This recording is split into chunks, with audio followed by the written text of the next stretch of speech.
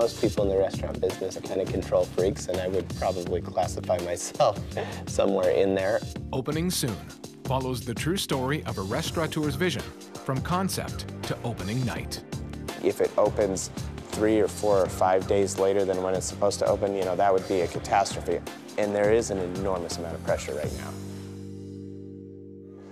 My parents brought me here when I was, I think, 12 or 13. And after that, I fell in love with the city. I'll never forget going across Golden Gate Bridge, and just the energy. I was extremely committed to living here.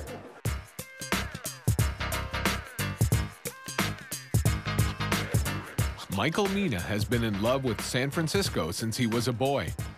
It was an infatuation that made perfect sense. Michael always wanted to be a chef after all, and this is a city in love with food. Direct access to fresh seafood and the country's best vineyards and organic farms make this part of California a foodie's paradise. We have great things growing all around us, and you just become accustomed to a certain lifestyle that where taste matters, where taste is really important. And the people who prepare your food, the people who grow your food, the people who make your wine, you know, they're the rock stars of our region.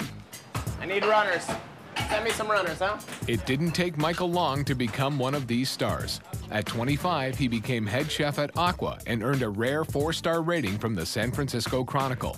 He leveraged this early success into a string of other venues. But in 2002, his fledgling restaurant empire was torn in half. He had a very public and nasty breakup with his business partner, gave up Aqua, sort of went off to make his fortune in Las Vegas, and now he's coming back. He's sort of the prodigal son, if you will, coming back with this new concept. This new concept will be showcased in the Westin St. Francis. This iconic 100-year-old hotel has hosted presidents, movie stars, and kings. Now it will host restaurant Michael Mina. It's a $4.5 million homecoming. This is my namesake restaurant. This is the restaurant that I have been working all my career to get and to build and to be part of. This is my 10th restaurant. And I really feel that I've done the steps that it takes to hopefully will be able to blow people away when they come in. The reno will preserve the bones of the space, but lose its dark traditional trappings. The concept here is a contemporary modern American restaurant. The room needs to just be extremely comfortable and elegant. What I'm trying to do is really create a dining experience for people that's modern, American, fun, innovative. And extremely expensive to execute. The thing is you never know which detail is going to blow away your guest. The safest thing to do is make sure that every detail is covered, and so that the whole restaurant goes together as a package. At the center of it all is Michael Mina's food. It's what everything else is calculated to showcase and enhance. He calls it complex simplicity, and remains to be seen just how simple, but it is quite an elevated food concept. So elevated that even Michael has a hard time explaining it. People are getting a chance to sample, to take the product that they like, the initial product that they really like, whether it's scallops, whether it's lobster, whether it's crab, whether it's foie gras, whatever the product is. But they're getting to sample 3 different garnishes that are in peak season. Translation: 1 core ingredient, 3 preparations, adding up to a choreographed sequence of tastings in a single course. When you describe the dish and when you see it, it starts to make sense. You know, the way they're lined up is the way that you should eat them. You should eat the hot scallop with lemon and caviar and then wash it down with the cold scallop. Same thing with the warm scallop with the corn and the truffle, and then you got the corn and the truffle cold salad, and the tomato and the lobster is what you should finish with, and that's the way we're going to kind of do it, is left to right, because your stronger flavors will probably be your last. To accommodate a menu this complex, Michael had to gut the existing kitchen and start from scratch. That's a gas main. Mark Steck-Novak has designed kitchens for the likes of Wolfgang Puck, Thomas Keller, and Todd English. This is one of his biggest challenges yet. It's a tailor-made kitchen. So we were actually calculating the size of the plates that Michael is having made for the kitchen so that every course can come out from each station and we don't have plates butting up against each other, chipping, creating a roadblock with that sort of thing. This is a very, very tailor-made kitchen to a precise style of food. According to the contractor, all this should be ready in 8 weeks. The problem is, there's only 6 weeks till opening night. I want to know how we're going to get from here to being done in 6 weeks. They're trying. They're trying. When are we going to get that answer? They're trying. What you see on the outside is not what's going on the inside, you know? This is what I've worked all my career for. Ever since the day I started cooking, you know, this is what I've dreamt of, was having my restaurant in San Francisco. I'd be lying if I didn't tell you that there was fear involved in this. Right now, it's confusing to everybody in this room, including myself. The goal is right now to have them as confused as possible.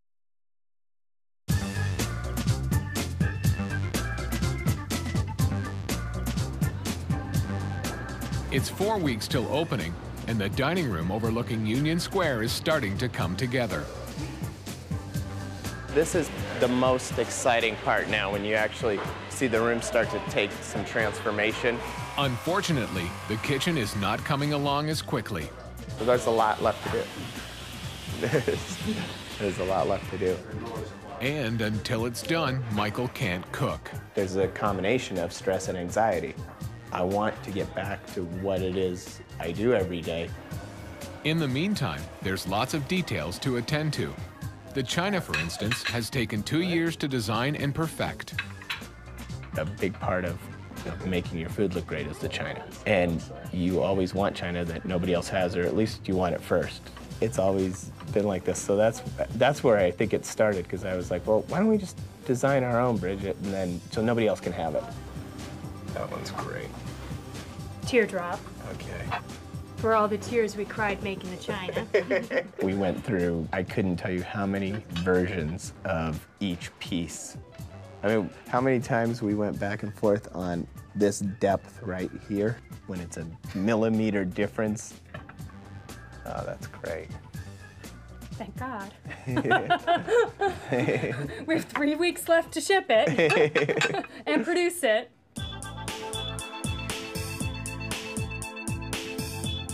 Fashion designer Dean Hutchinson has been working on the staff uniforms for over a year.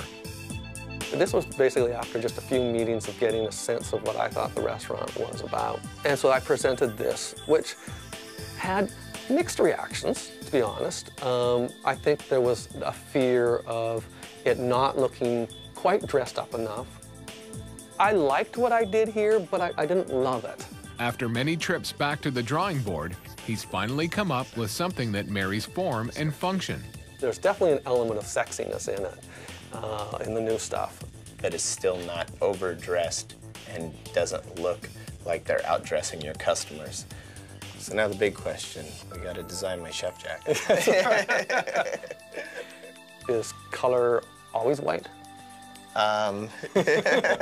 You can play. Okay. You can play.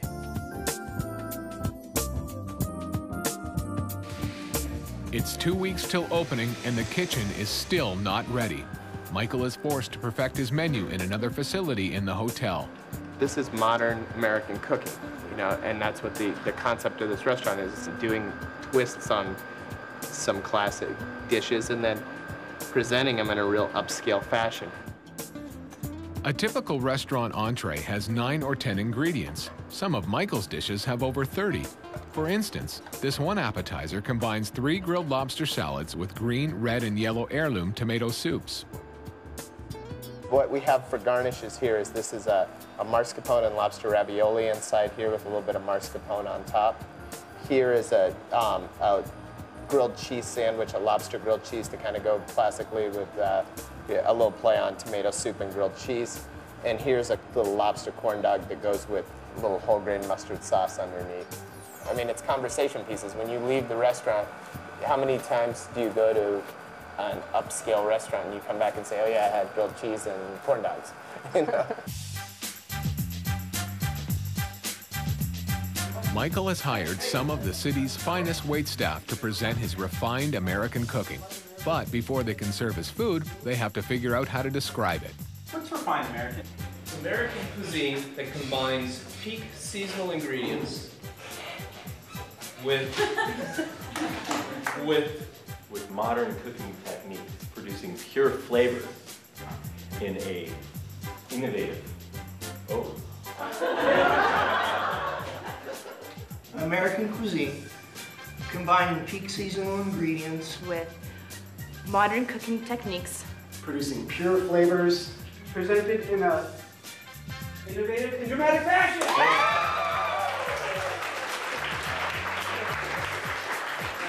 right. So you know what? Just like in nursery school, you're all winners. The goal is right now to have them as confused as possible. So there is a certain stress level of understanding that they have a lot of studying to do. They have a lot to learn in a short period of time. Right now it's confusing to everybody in this room, including myself. It's confusing right now exactly how we're going to make this an experience for the guest where they're really going to understand it. So we have, what, 10 days left to get to that point. As he gets rocking and rolling, he's going to find out that, oh my gosh, this isn't happening the way I thought it was going to happen, and this isn't exactly what I want.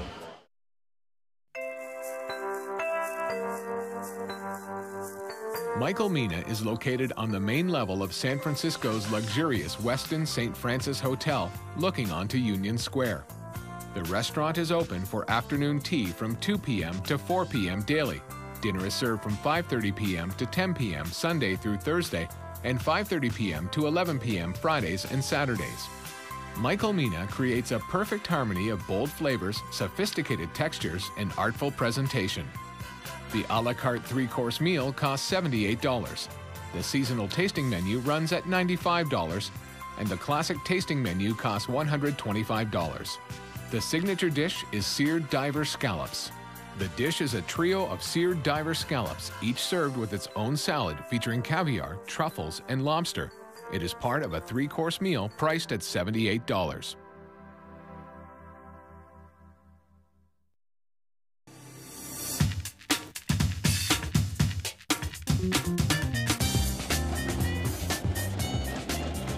I'm in this space 5-6 times a day, walking around for the last year and a half, and thinking of all these things that I want to happen. And unfortunately, it's not happening fast enough. Miles of marble trim have to be installed, and the bar is in total disarray. As you can see, we're on it.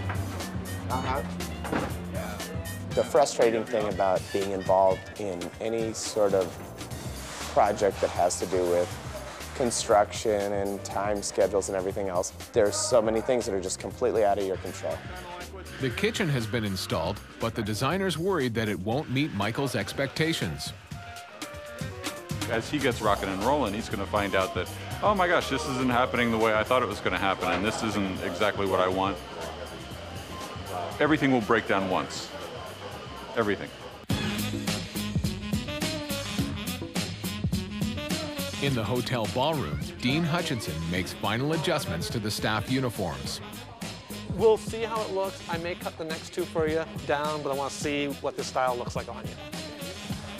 Completely. Yep, and the only thing, like I said, I just feel like it's kind of a little Yep. tight.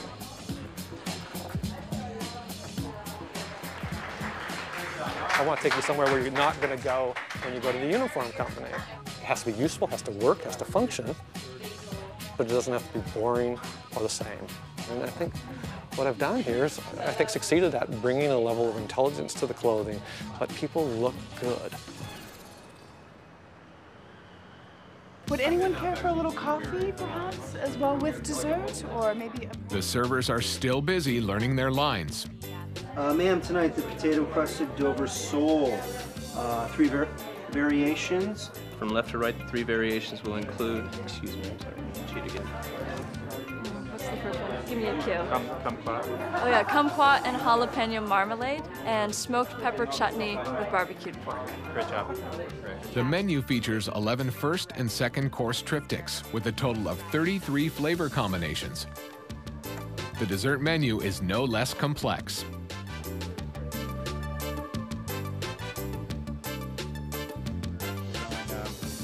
Starting from your left, or we say crepe Suzette, starting from your left. We have orange, lemon, and grapefruit. Okay. Very good. And after 10 days of memorization, the curveballs keep coming.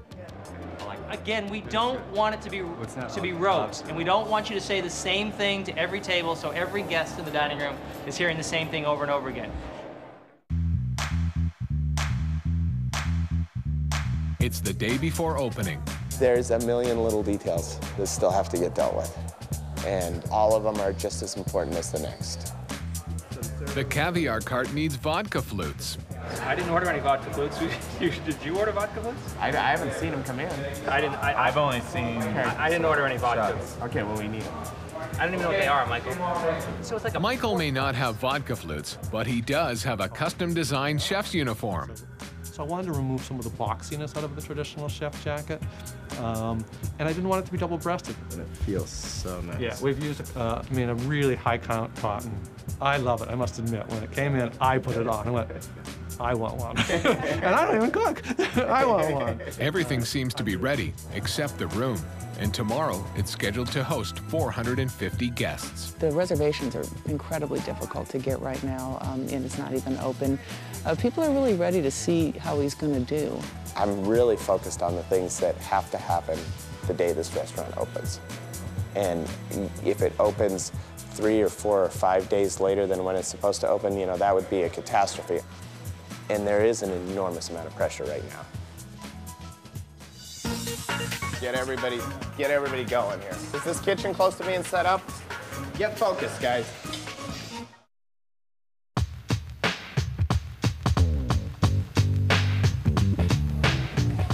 The construction crew has been working all night to complete the room in time for the party. There's still a couple things left to do. The mirrors in the bar. There'll be a lot of friends here, but also a lot of people that are in the industry. Nervous, anxious. Tonight's a big night. Tonight's a big night. Michael Mina's $1 million kitchen is finally ready to rock. Michael has donned the whites, and it's no more Mr. Nice Guy. Jeffrey, are we close to, is this kitchen close to being set up? Get focused, guys. Most people in the restaurant business are kind of control freaks, and I would probably classify myself somewhere in there. Get everybody going here. A massive cleanup is underway in the lobby. The $100,000 carpet has arrived. It's an exact replica of a watercolor done by designer Barbara Berry.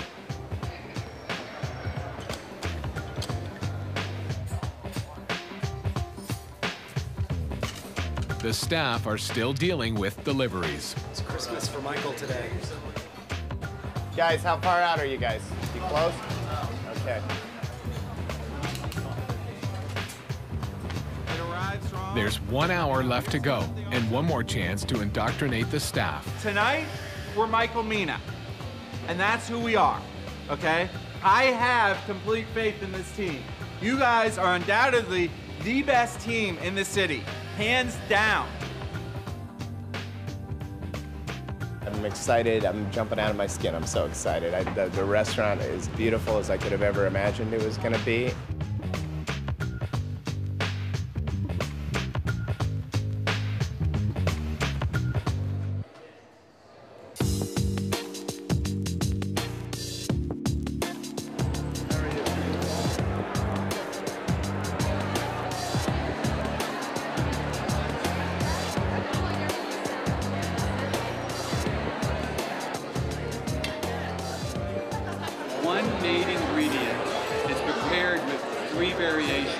Order Kobe.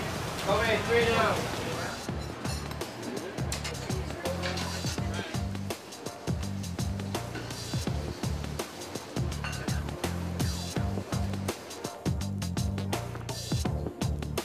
Okay, we got runners. Runners, let's go. Looking good, huh? Okay. Scallops. Nice. In the middle, you'll have your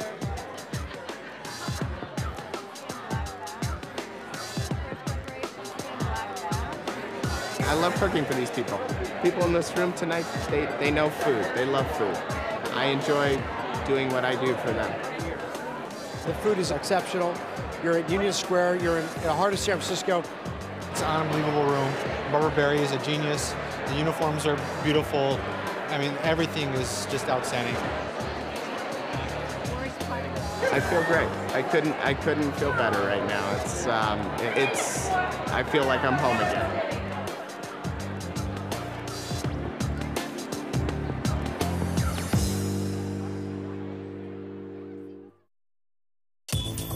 Find more at fineliving.com. Real information for real people.